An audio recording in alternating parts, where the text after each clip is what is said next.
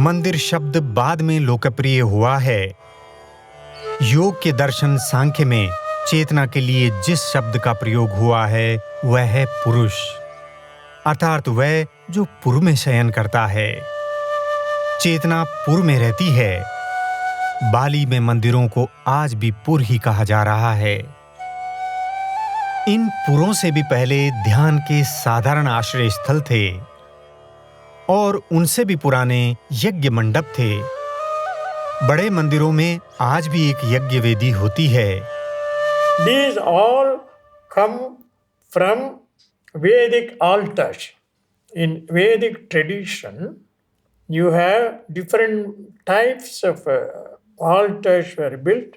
So depending upon to which deity that altar is used, the shape varies. And it is from those altars which were done according to mathematical calculation of the Vedic age. The temples also were laid out according to square, rectangle, and so on. So they are derived directly from the Vedic altars. वेदी के लिए जो आश्रय बनते थे वे लकड़ी या बांस जैसी नश्वर चीजों के बनते थे। So to understand Veda, you need 6 limbs. Similarly, to understand a temple, a Hindu temple, you have 6 basic angas, basic parts in the vertical level. One is called Adhisthana, the base. The second is called Bitti, wall. The third is Cornice, Kapota. Then Griva is neck. And then the head is Shikhara.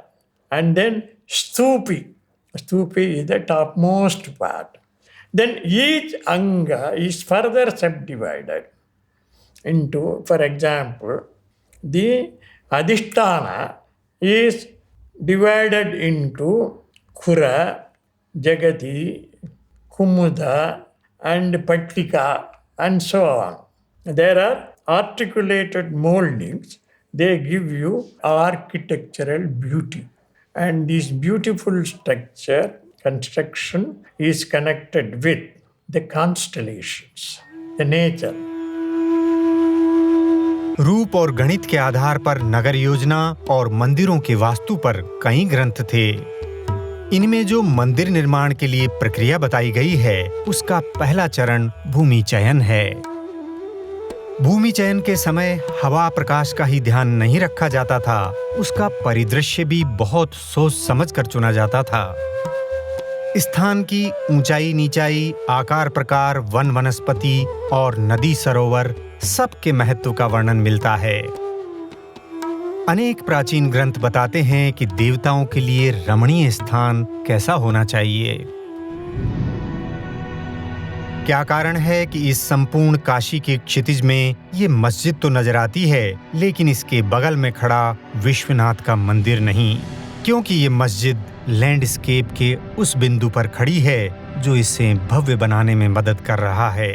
इस बिंदु की खोज मंदिर के ही वास्तुविदों ने की थी।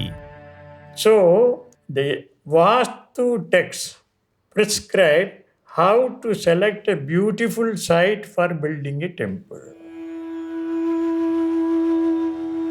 मंदिर के लिए स्थान का चयन केवल भौतिक आधार पर नहीं हो सकता। सबसे बड़ी बात कुछ और है। एक बार आदि शंकर अपनी यात्रा के समय यहाँ से गुजर रहे थे। वे एक दृश्य को देखकर आश्चर्यचकित रह गए। मेंढकी प्रसव पीड़ा में थी और एक सांप फन फैलाकर उसकी रक्षा कर रहा था। आचार्य ने तुरंत निर्णय लिया, मंदिर यहीं बनेगा। मंदिर के स्थान पर जीवन रक्षक ऊर्जा विनाशक ऊर्जा से अधिक होनी चाहिए। मंदिरों से समाज में जीवनदायी ऊर्जा का प्रवाह होता था। इसीलिए भारत के निर्माण में मंदिरों के स्थान का बहुत महत्व है। ये स्थान आक्रमणों ने समाप्त कर दिए या छीन लिए। इससे भारत का जीवनदायी वास्तु समाप्त हो गया। The whole cosmos into it. Level the ground and draw a sort of grid on it. Generally, according to Indian tradition, 8 into 864 squares, or 9 into 9, 81 squares. And in the center of it, we invoke the presence of God in the sanctum. Around it, we distribute all the nature's power symbolically. There need not be any figure, but the space itself is invoked as the cosmic powers.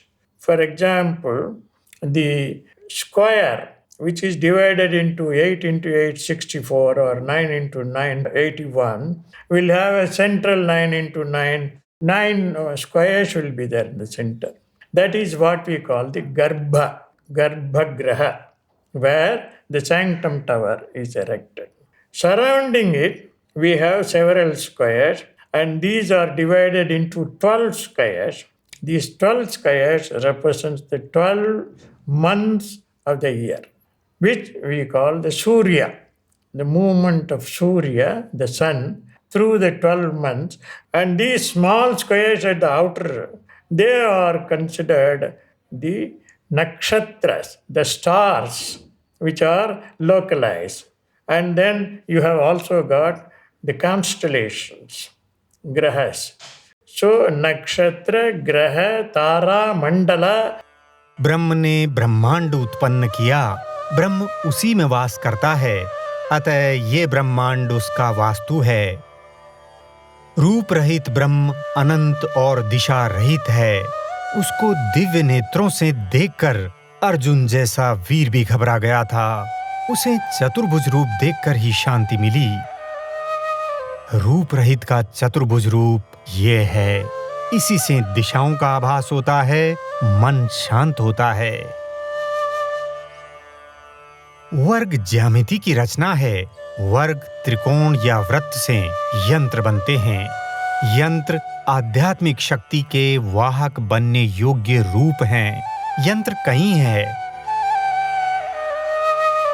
Borobudur का ये बौद्ध मंदिर त्रिकोणों से बना श्री यंत्र है। लेकिन वर्ग ही ब्रह्म का यंत्र है, ब्रह्म ही मूल है। इसीलिए वर्ग ही मूल वास्तु पुरुष मंडल है। मानव के रहने के स्थान नगर का वास्तु भी वर्ग है और मंदिर भी वर्गों से ही बनते हैं।